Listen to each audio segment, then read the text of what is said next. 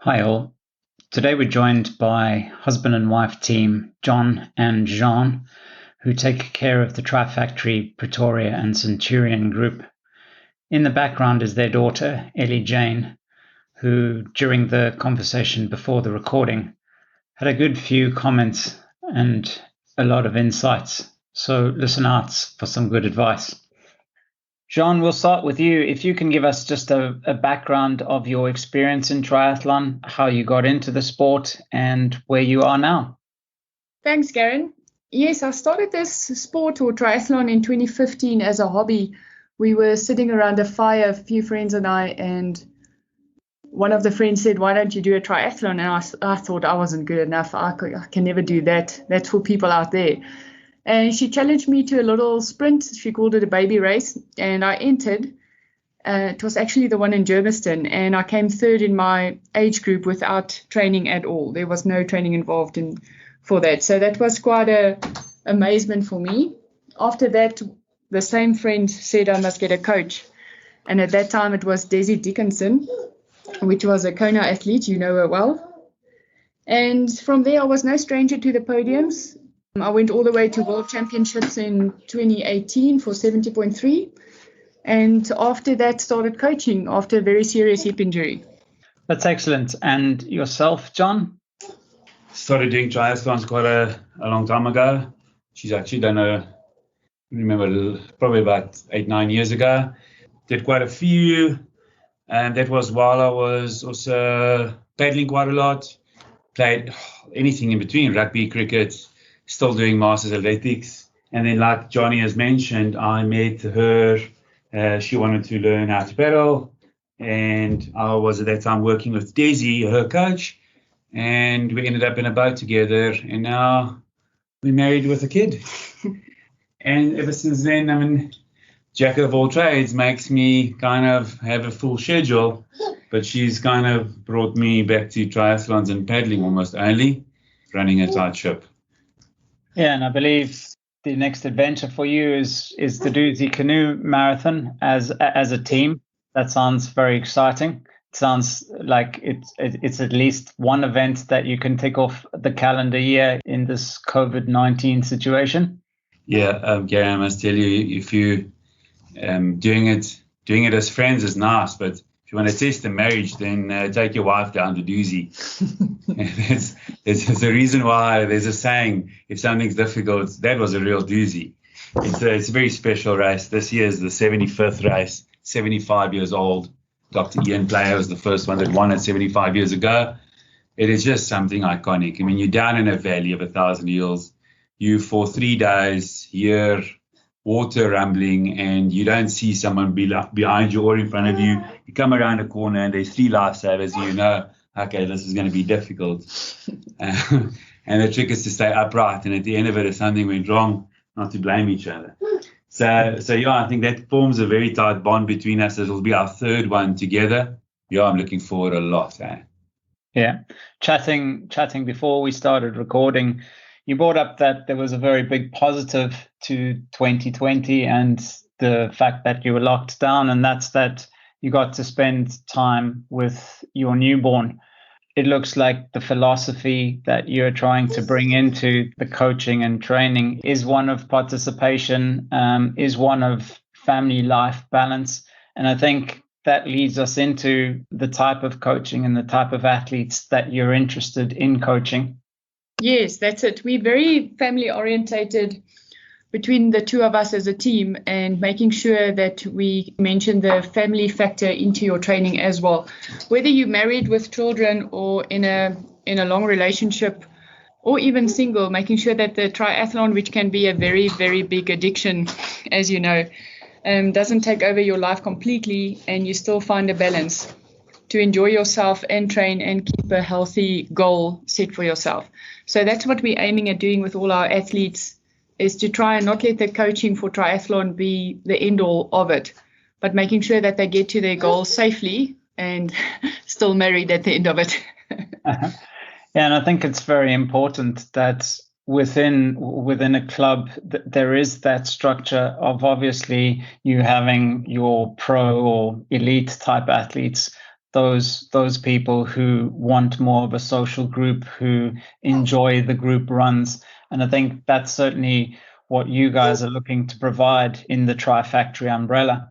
Yes, with the group runs, that's probably the easiest to maintain through COVID and through lockdown. We started doing it from our house, and that just worked so much that we did a Thursday interval run, and that we had to break it up in two because people were so interested. So we've now have a double run on a Thursday morning as well as the evening to accommodate our athletes being part of a group because of COVID, letting everyone feel so left out. With cycling, we're trying as much as we can to be there on Saturdays with the group riding, handling a kid balance as well, and training for the doozy. And swimming, all the restrictions here in SA with only 50 people being allowed in a gym. You have to wait in queues for about half an hour to 40 minutes to get into the gym to swim. So we haven't been doing squad swims for quite some time. Yeah, and I suppose the fact that you and John are both involved with the club in Pretoria and Centurion does give you the ability that one of you can look after the child if need be, if you can't find babysitters and that sort of thing. And the other one is then able to run an effective group. Yeah, so it's a mixture of a lot, Garen. So we're lucky to have a full-time nanny. She's a star and she helps us quite a lot. With 3 kids, you also have that parent guilt where you go away on a Saturday and a Sunday. If you do a Saturday morning cradle ride, you're gone for a good 4.5, 5 hours if you do a short ride. And then if you go to the river on Sunday, you're out at dark and you're only back after lunch. So it becomes tough weekends, even with the help, So striking that balance and having that appreciation, because your athletes also have the same thing. But John, it's just having that balance, right? And planning, I think, that year in advance, getting those races together and know when you're in which cycle. And I think I mentioned to you before the recording, that's what makes it so tough. And one of the takeouts out of 2020 is because there was no races, you almost don't want to believe that. You want to race first before you're going to believe there's a full calendar and you start planning your life again. It's that catch-22 where you're a bit in limbo. But it's getting the guys to turn around, having those first races. We've got Gauteng champs coming up. One of our athletes qualified. Quite nice to, you kind of want to have that tick in the box where someone races and everyone starts believing again your race, Yeah. In terms of the grouping and all that sort of thing, the fact that there's 2 of you, there must be a complement of skills, of experiences that you've had in endurance racing, in the multiple sports, John, that you've been involved in over the years. How do you feel that works in your athlete's advantage? So you've got a whole big group, and in our group we've got athletes that are doing Sani to Sea, they're doing all kinds of other races as well. So for me, it's been nice to share some of those skills, having taught 1 or 2 to paddle, having taught 1 or 2 to navigate for adventure racing, and doing some of the races with them. Jeanne and I do anything. 2 years back, we actually ran the Otter Challenge, for instance. So it's kind of building up all those skills because your athletes don't tend to only do triathlons. They, let's say 50% of them will only be triathletes, but the bulk of them will do other races as well, mountain bike races, etc. And then when it becomes really tricky is to try and help and guide them when it comes to stage races, because that's not a sprint distance or even a 70.3 distance where you can on the day just go hard. If you've got a 2, 3, 4 day race, it becomes different. And the 4th discipline of nutrition comes in. There's a big psychological part. You get to the end of day 1 and, the hardest day is lying ahead. And that's not even going to be the last day of your race. There's hard tricks on your mind. And you need to have been able to be there. You need to be in there to be able to tell your guys, listen, just, the elephant's one bite at a time. Yeah, and I think that Jeanne mentioned in the lead up to the interview, she said a lot of her coaching philosophy is around the mental strength that she needs to be there for her athletes. Obviously, we can put programs together, we can build sessions week on week, but there is a whole mental factor to endurance racing, a whole support structure that she understands from having a child, from the work-life balance. I think that's come through, that you're really focused on working as a team with your athletes.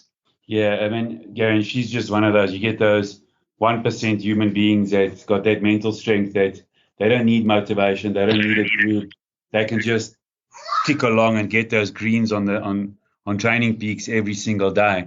But for the other 99% of us, we need a lot of motivation. I think that's probably what Jeanne is then being able to be that person that just doesn't need motivation, to being the one that can just say, listen, I understand you've got a family. Talk to me. How much can you give me this week? Let's optimize your week. It's like from one end of the scale to the other one, which is amazing, And you have to be able to shift gears and connect on all those different levels with them, because you'll have different attributes and different people in your group that'll need all of that, from the one end to the other one and everything in between.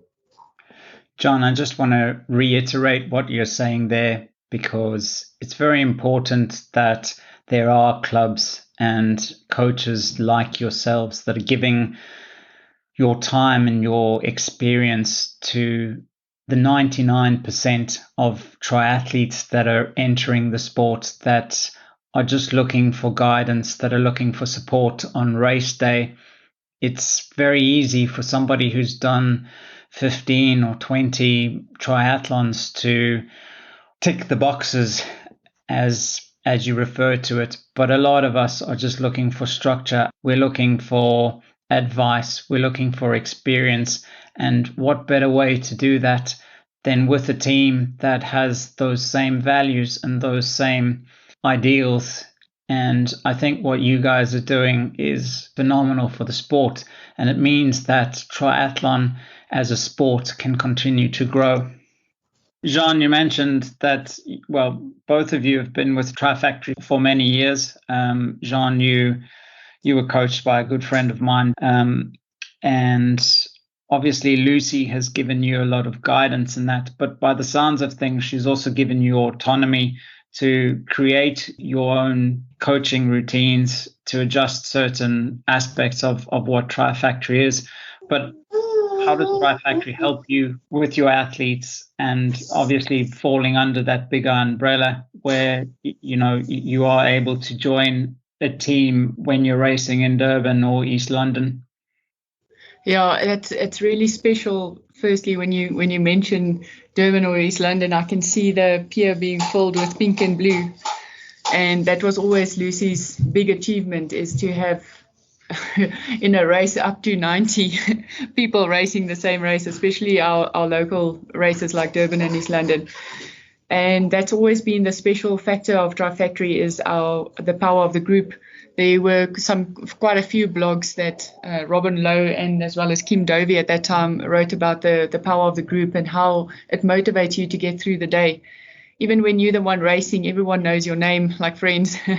And you feel that you belong. There's banners up, they scream for you, they see your splits, they tell you exactly how far you are from podium and what you need to do and who you need to chase. It's an insane race when there's pink and blue supporting you. From a personal side on the coaching, Lucy is my coach, my current coach at the moment. She makes sure that you can fit in everything and pushes you to bring you to your potential. Even if you want to just lay back a little bit and enjoy life or the family life, she still knows that little flame in your heart.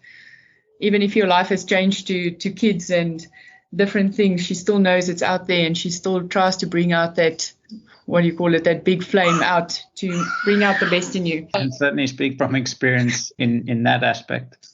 Absolutely, and she's your coach as well. You also know when you get busy with work or with life, she just brings you back to the race. Yeah. Before you know it, you're standing there in a wetsuit. So for Trifactri Pretoria or the Centurion region, what's next, guys? It's really phenomenal to have these kinds of athletes, all the different kinds of athletes with us. So our next thing is to develop the current athletes that we do have. We're 16 athletes strong at this stage. We are growing it to about 2025, and that would be our capacity to make sure that we give the personal connection that we strive for to all our athletes here, being a full-time parent and have full-time jobs. So from our side, we're making sure that our athletes are getting to the races. The next race for us, the next big race for us would be Sun City, and that's the ultra race in Sun City in May, and then hopefully Durban. Yeah, hopefully for everyone, there'll be races on the calendar very shortly. If people want to get hold of you, Jeanne and John, what's the easiest way they can do that? It would definitely be through Trifactri website. We are manning that from our side, as well as the email address, which is available on our Facebook on Trifactri website as well. That's excellent, guys. Thanks very much for joining us today. We wish you all the best for the coming year. We wish our athletes all the best, and let's make sure that we race safe and race well. Thank you so much, Karen. Thanks, Karen. Super. Thanks, guys. Bye. Cheers.